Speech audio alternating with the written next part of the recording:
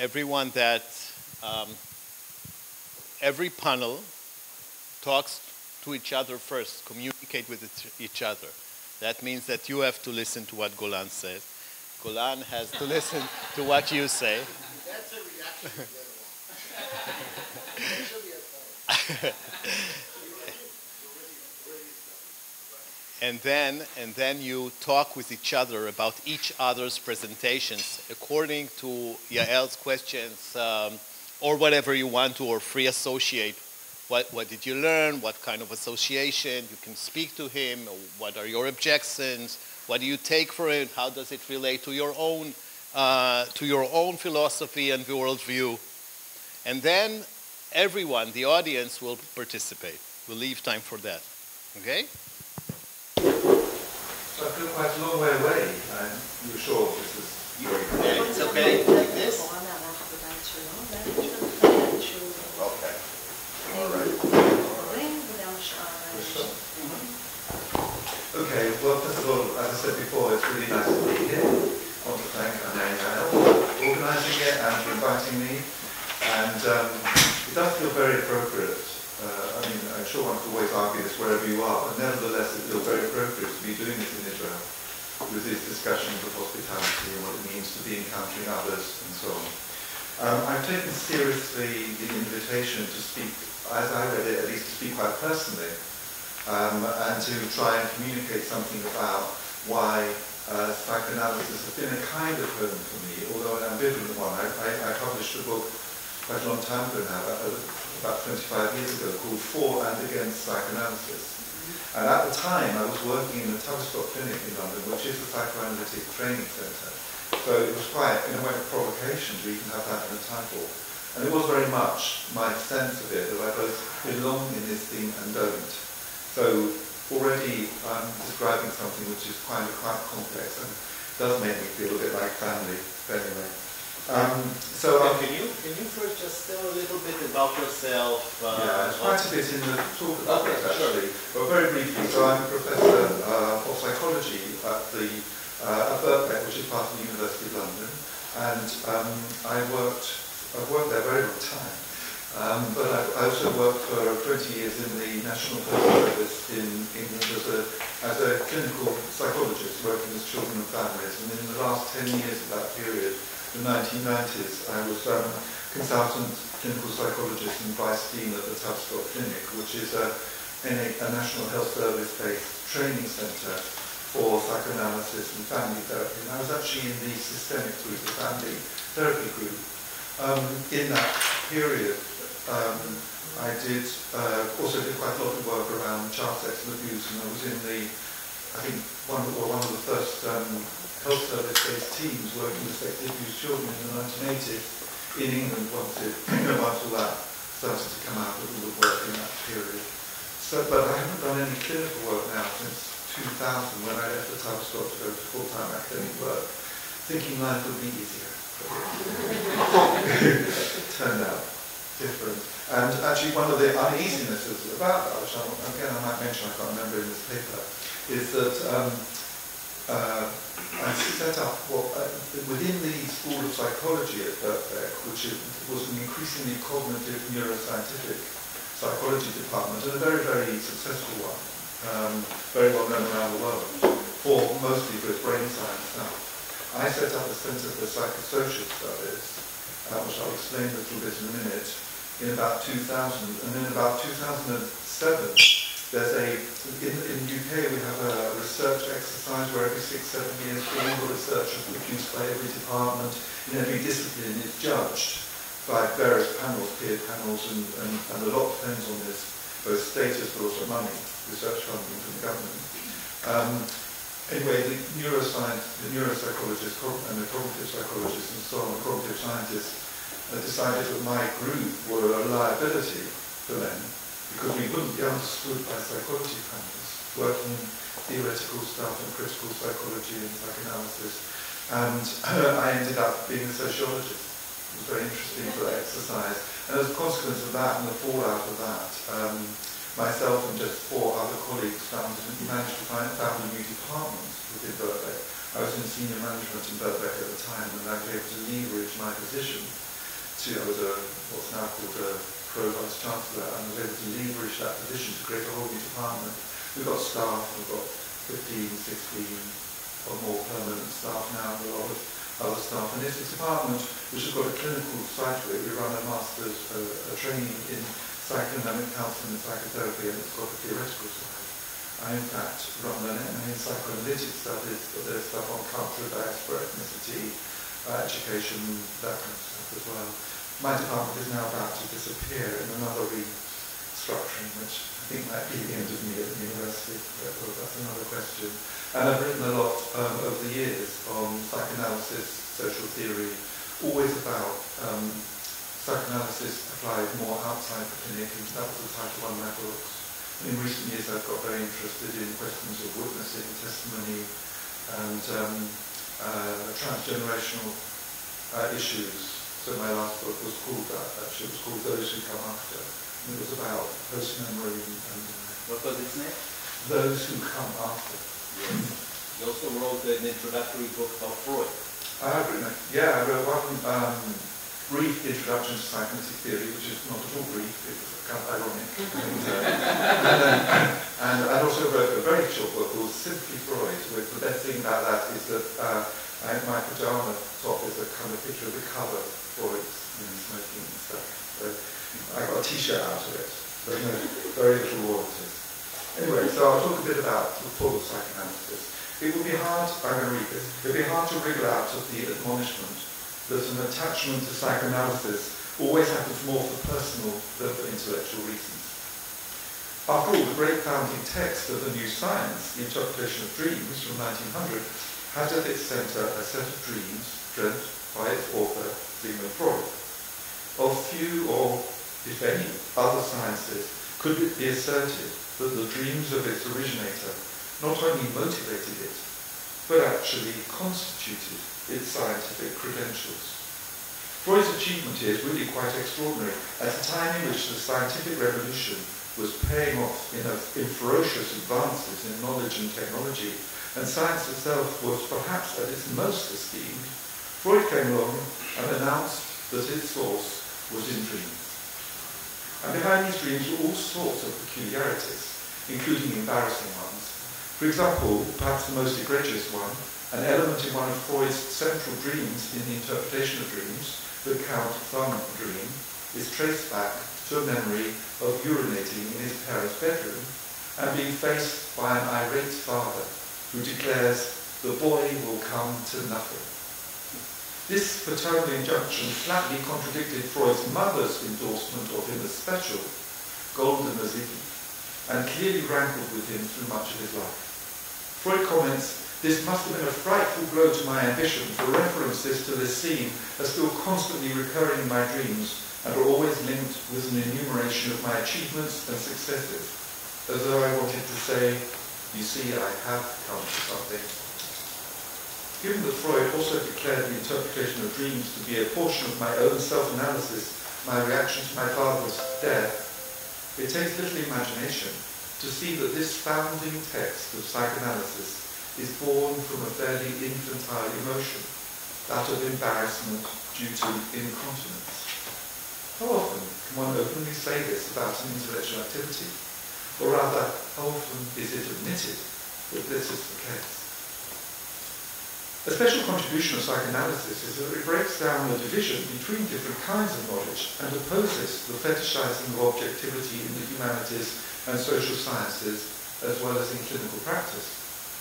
You cannot know anything, it suggests, without knowing something about yourself, even if what you know about yourself is the extent to which you are ignorant of yourself. Amongst other things, as Adam Phillips has argued in a provocative non-biography of Freud, it makes it impossible ever to write a full biography or autobiography. Psychoanalytically speaking, how can we ever be sure that we know ourselves or others sufficiently well to be able to give an account of our or their life? If one core discovery of psychoanalysis is our opacity to ourselves and others, to use Judith Butler's vocabulary, in which she makes an acknowledgement of this opacity and necessary bulwark against what they call ethical violence, then to be truthful one has always to know how partial one is being. And to describe autobiographically an investment in psychoanalysis is always to leave open the possibility that one's not describing anything real at all, but rather is writing fiction. So, writing impersonally about psychoanalysis is inadequate, because psychoanalysis is such a personal affair from Freud onwards. Yet writing autobiographically about the origins and developments of one's investment in psychoanalysis is an impossible task, because even if it were reasonable to give a very personal, introspective account of it, that account would never be sufficient to grasp the truth. What's hidden from us is what matters most, and the more we explain, the more likely we are to become tied up in evasions and false trails. That said, however, it's worth a try. Even in psychoanalysis, fully aware of the limits of speech, one has to speak, or nothing happens at all. And most of us have some idea of what we're about, even if we know that there are a lot of unknowns hovering around, and that sometimes we would prefer them to stay where they are. In my own case, I do know something about what happened. In recent years, I've become increasingly aware of how much it means to me that psychoanalysis has Jewish origins, because of my own strongly Jewish identity, with all the complexities that make that a somewhat uninterpretable label, and because of what I read as the verve and critical capacity that comes from psychoanalysis's original position on the margins of society. Freud wrote that being Jewish meant that he found himself free of many prejudices which restrict others in the use of the intellect. As a Jew, I was prepared to be in the opposition and to renounce agreement with the compact majority.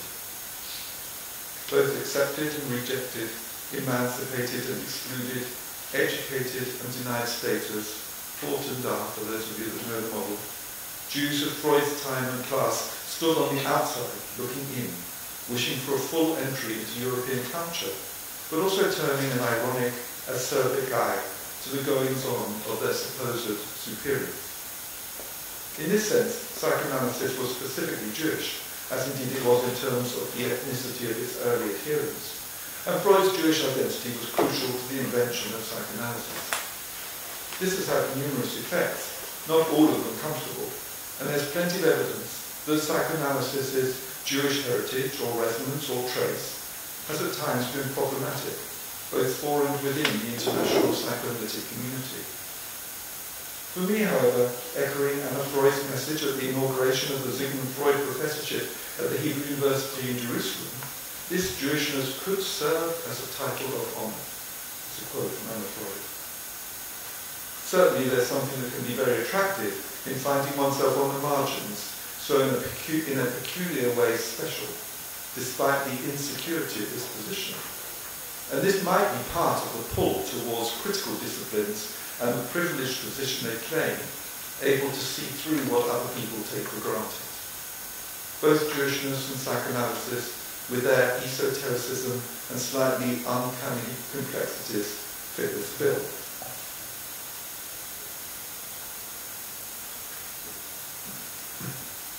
As it happens, the British scene of psychoanalysis had very different origins from those of psychoanalysis in the rest of Europe, and was not Jewish in the same way. In Britain, the first stirrings of interest in psychoanalysis were from sexology, the Society for Psychical Research, interested in the occult, and the literary and, if anything, anti-Semitic enthusiasms and blind spots of the Bloomsbury group, Virginia Woolf and colleagues. It's as if the very pragmatic approach of British philosophy and psychology was always on the lookout for something eccentric that might help make sense of the irrational, and also allow a kind of vicarious thrill. This might even explain the otherwise hard to understand welcome British psychoanalysts gave to the bizarre and extreme formulations of Melanie Klein. At least that's how I saw it when first trying to understand why British psychoanalysis might have been so responsive to Klein in the 1920s and 1930s, given the famous British opposition to flights of fancy, or fantasy, though not whimsy, which is peculiarly British in form, given precisely, that is, Britain's lack of imagination. After all, there can be few theoretical schemes as baroque and belligerently fantastic as those of Klein. Maybe this foreignness was exactly what the British psychoanalysts needed to make sense of their own professional choice to walk into these Jewish margins, because on the face of it they were so ill-suited for. Nowadays I have a different view, not only because of a greater awareness of the English Gothic tradition, which presages some of Klein's darkness, but also because I think that Klein put a finger on a deeply engaging issue for British and European society in the interwar years, that of destructiveness and loss. And this issue has not gone away, and never will. It's probably, for instance, no accident that the term Kleinians use to describe what might be done with destructiveness is reparation, given the use of that word after the First World War, with its potent attestation to ambivalence, making good and being punitive, dealing with one war whilst helping sow the seeds of another. Of course, thinking of the reparations imposed on the Germans after the First World War. More generally, faced with the questions of how, in the supposed centre of civilization, the terrible barbarism of the 20th century can have been bred and spread, Kleinians have something useful to say that adds to Freud's generic postulation of the death drive. We all have the potential for violence. It's a natural consequence of our aggression and vulnerability, and the question is how to face this head on and how to translate it into something livable. My own interest in Klein was very much fed by working in a Kleinian institution at Tavistock Clinic for 10 years, and of course came very much later than the original British Psychoanalytical Society engagement with Klein herself. Nevertheless, this pull towards the extreme formulations of the Kleinians is one I recognise.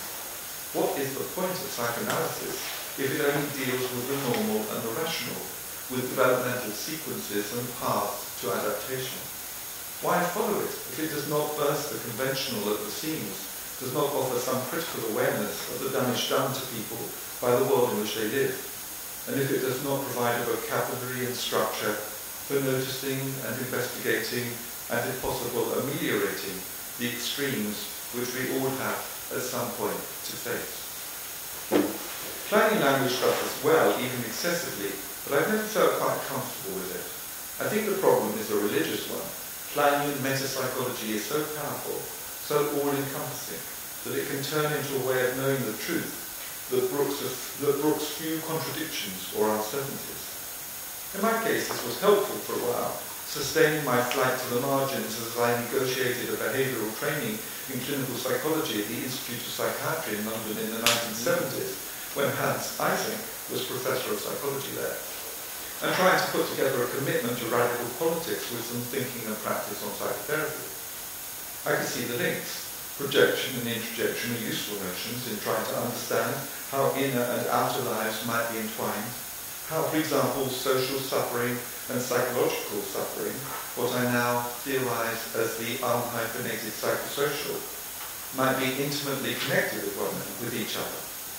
Just as the notions of envy and reparation help in understanding personal and social violence, so do the psychic mechanisms promoted by the Kleinians help in theorizing racism, sexism, and homophobia, to give just the three classic examples, though where is class from, however? The things we cannot bear in ourselves are projected outwards and become lodged in socially sanctioned containers for them: race, class, sex, the factors that stratify our world and offer defences against the anxiety it produces, become internalized and fixed as rigid structures within an internal world that's organized to deny the dependency, demands and threats of others.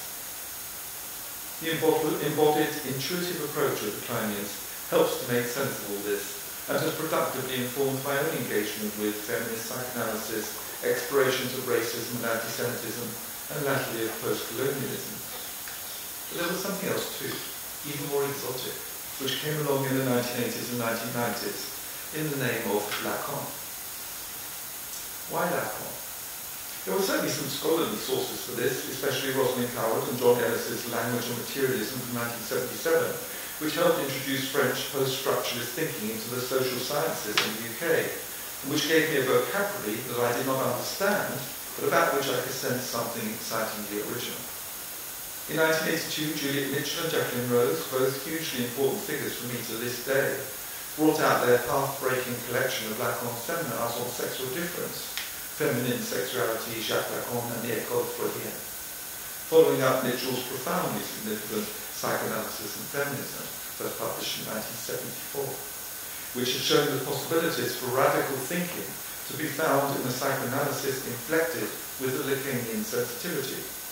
This was before Mitchell became a British school psychoanalyst. At a time when I was working with gender issues of the new cold face of child sexual abuse, one of my most read articles was published in the British Journal of Psychotherapy in 1987 as Issues for Men Working with Sexually Abused Children. These texts were utterly essential to helping me think through the labyrinths of real-life gender politics, whilst holding on to something that felt theoretically firm and innovative. In itself, this did not mark a move to Lacan, despite the content of this work and the extraordinarily playful take on it by some other Lacanian-inspired writers, Jane Gallup's Feminism and Psychoanalysis, also in 1982, being the most ebullient example. Indeed, my own writing on gender, for example my 1994 book, Sexual Difference, remained heavily informed by Kleinian and even object relational thinking, as well as finding an increasingly large space for Lacan. But the Lacanian moment was there, and I was confirmed in my wish to understand it, especially by a psychoanalytic conference I went to in 1990, where distinguished psychoanalysts dismissed Lacan as, and a term of deep disavowal is coming out now, French. French theory, Althusser, Derrida, Foucault, Lacan, all incomprehensible, all a million miles away from what might matter to a practicing, well-grounded, balanced British psychoanalyst. That was enough for me. If the latest marginal space were difficult French theory, I would have to go there. Why was Lacanian thought so influential in the 1980s, 1990s, and early 2000s? For one thing, its difficulty was an attraction. This often happens for both mystical and sociological reasons, as some people become expert in a difficult arena, gaining academic capital from it, and being able to pursue their careers through arcane study. If a topic generates enough intrigue, but is also hard to understand, a class of interpreters grows up to provide the necessary translation. I found even my own half-baked understanding of Lacan was in demand, and this certainly happened to other people better qualified and more philosophically minded than me. But there was also a genuine and substantive intellectual force at work, something deeply innovative at the level of style and content. Whatever the drawbacks of Lacanian psychoanalysis, which included a surprisingly conservative strand, both politically and psychoanalytically, it effectively challenged the dominant drifts of Anglo-American psychoanalysis. Lacan himself declared he was no liberal, and he was no revolutionary either, as he made clear to the students of 1968, and in some places, such as Argentina and Brazil, Lacanian psychoanalysis beat a retreat to the clinic in the face of authoritarian regimes. Yet Lacanianism spoke richly to students of culture at a time in which there was a cultural turn in the humanities and social sciences. What Lacanianism helped clarify was how the humanistic versions of psychoanalysis, including the relational psychoanalysis that emerged in America in the mid-1990s, might be at odds with the psychoanalytic process, understood as a practice of ethics, as a pursuit of a certain kind of truth that was not necessarily the same as therapeutic improvement. This tension between analytic and therapeutic efficacy has always interested me. Lacanianism seemed to recognize that, although the compromises required for therapeutic work might be reasonable, they missed the point of psychoanalysis. This recognition has become less evident as Lacanian clinical work has gained ground in the UK. Such rigor, such demandingness, such radical obscurity, who could resist it? But also, when one started to read it, such an interesting voice speaking, such provocation to rethink the principles of the unconscious from the beginning, and oddly, unexpectedly, such lyricism. Even today, when the Lacanian industry has moved on, has much better access to texts and also to critiques, and when some of the most fashionable social theorists have worked their way through and beyond Lacan, my students remain eager and fascinated. Something draws them in. Possibly, as Lacan said, some hope to find a master, but also a sense that a real intellectual system is to be found there. I'm not, however, a Lacanian, even though I'm sometimes positioned that way. In fact, in recent years I've been more influenced by the intersubjectivist work of Jessica Benjamin, by the profound rethinking of trauma theory by Jean Laplanche, and most of all by the takes on psychoanalysis by the social theorist Slavoj Žižek, who probably is best described as a Lacanian in this area, and Judith Butler, who cannot be so described. While Žižek is a colleague of mine at Birkbeck and remains a provocative figure, gifted with the ability to suddenly turn things round so they look different from the way they did before, sometimes for the good, sometimes just for the sake of it, it's Butler who has had the deepest impact on my thinking and that of many of my colleagues in our Department of Psychosocial Studies.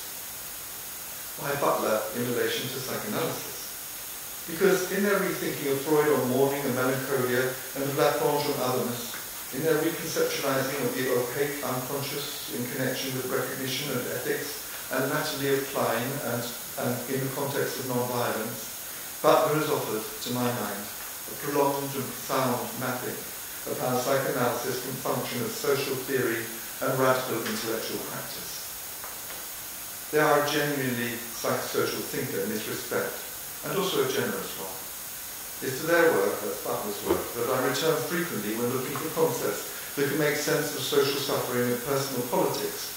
Think, for instance, of the way they use the idea of precarity, not only to mark out particularly vulnerable populations, but to convey a state of psychic being that this vulnerability produces.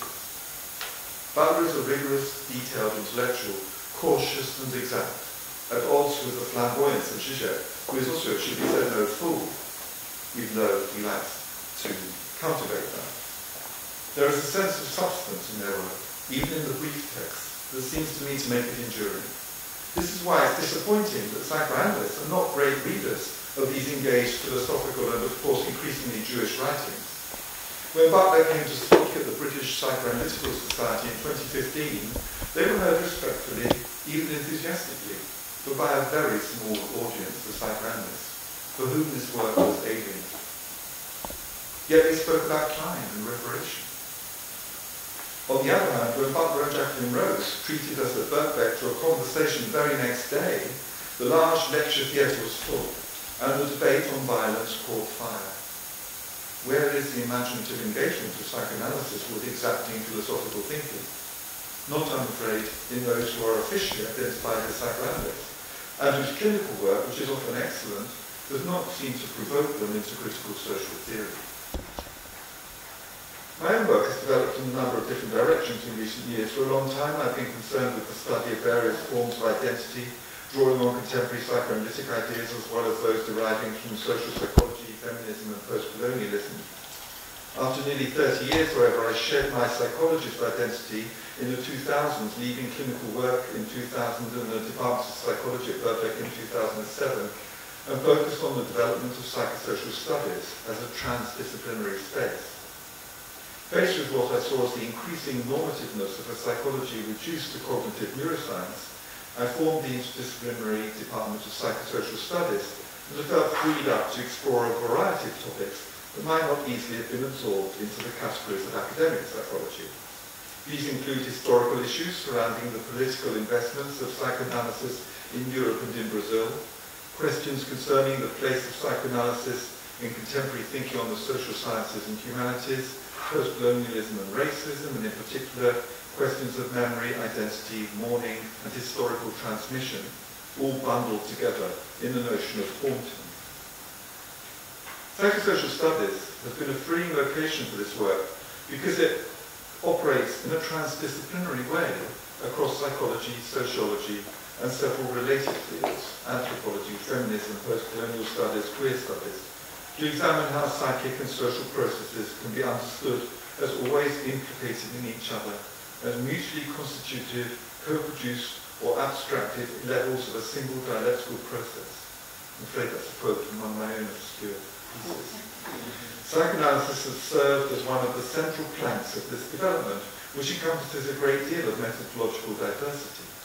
Indeed, there are some members of the psychosocial studies community who seem to see psychoanalysis as a sine qua non for the new discipline, even making it into a kind of subset of psychoanalytic studies.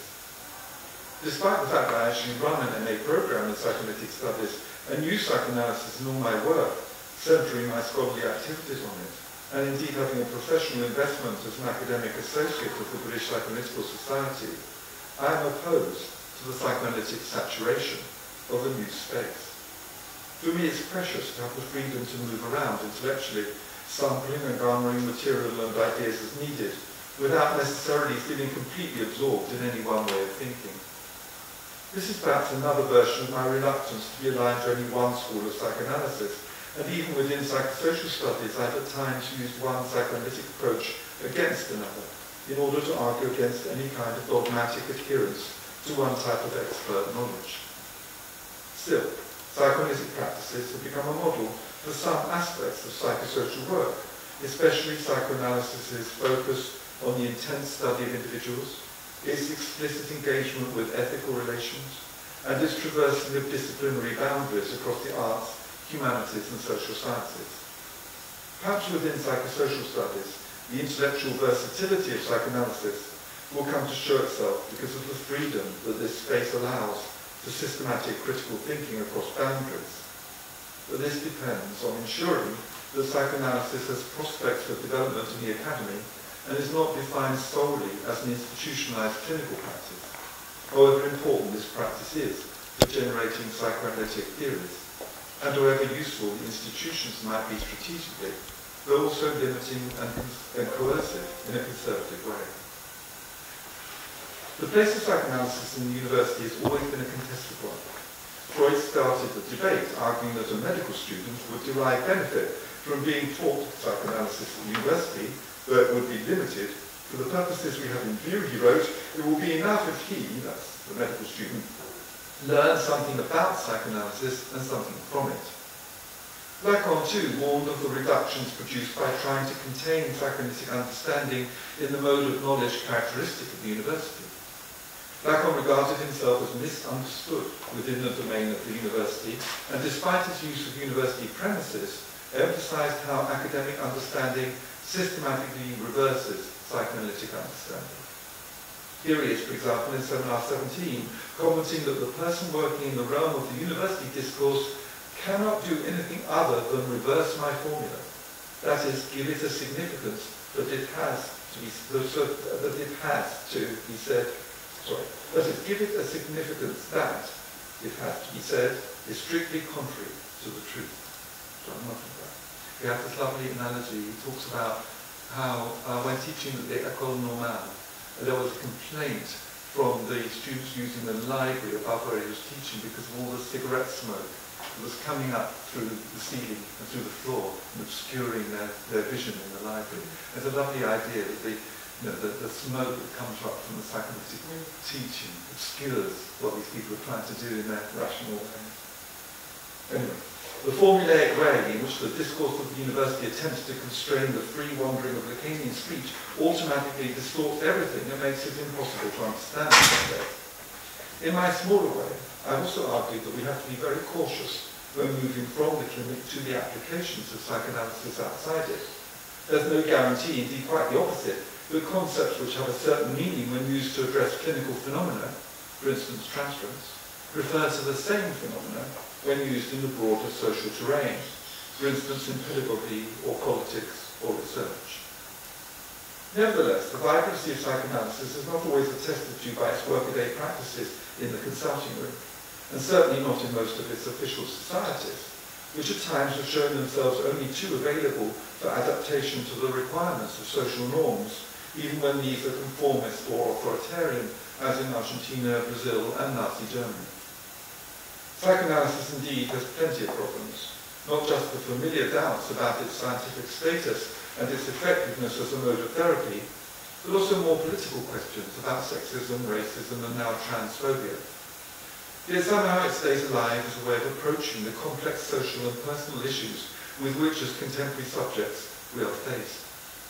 Maintaining the critical heritage of psychoanalysis as in Freud's great social texts, or in the work of the Berlin Psychoanalytic Institute before the Nazis, or in the theories of Wilhelm Reich and Herbert Marcuse, or in feminist psychoanalysis of the 1980s and 1990s, or in the post-colonial uses of psychoanalysis that perhaps started with Frantz Fanon, but have blossomed in recent years, or in Laplanche, Zizek and Butler, requires serious work that crosses boundaries and is not precious about ownership of psychoanalytic ideas. It seems clear that as nationalisms erupt again, as violence and extremism abound, as collectives come together in suffering and resistance, but also turn away from vulnerability in prejudice and xenophobia, as the world witnesses huge migrations and vast experiences of loss and precarity. In the face of all this, we need serious ways of confronting our reluctance to recognise what's happening. I didn't even mention climate emergency, of acknowledging our complicity in it, and taking responsibility for becoming active rather than failed witnesses. This means we need tools to help us envisage modes of ethical relationality that carefully tread the boundary between recognising and colonising others, that make those connections across difference that feminists have argued for, and that can offer cogent critiques of the operations of racism and other modes of intolerance in personal as well as social domains. I see psychoanalysis as having a great deal to say here, if it can attend to these phenomena as priorities and free itself from some of the regressive tendencies that as a discipline and practice it shares with all of us.